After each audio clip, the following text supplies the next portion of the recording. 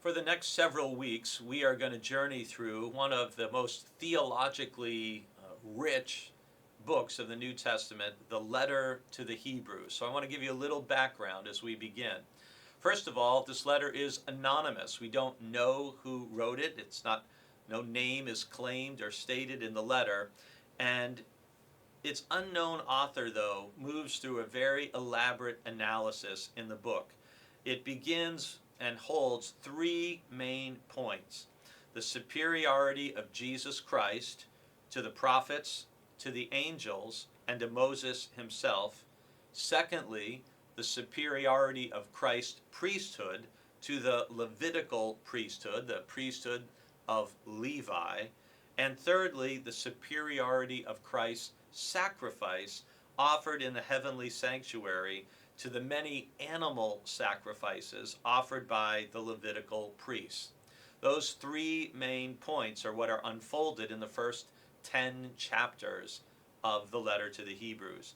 And so we begin today in chapter 1, right in the very beginning, with verse 3, which is, I'm going to go back to verse 2.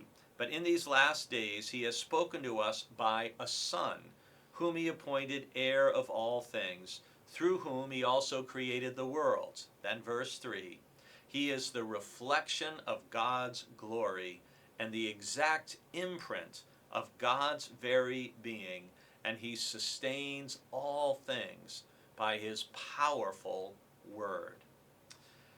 This right at the very beginning, and again, think that the first three chapters are about the superiority of Christ to the prophets, to angels, to Moses, that Hebrews begins with conveying, similarly somewhat to the prologue of the Gospel of John, the first 14 verses of John's Gospel, that he is the reflection of God's glory, that Jesus reflects God's glory to us in human terms.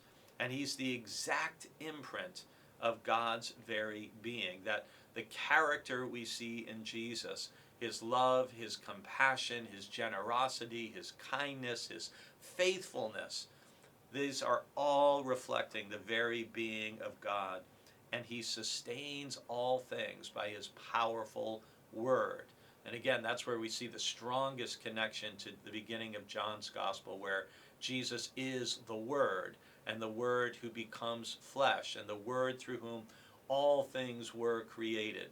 So Hebrews begins hearkening back to, and very much in parallel step, identifying Jesus as the reflection of God's glory, the imprint of God's very being, the one who sustains all things by his powerful word.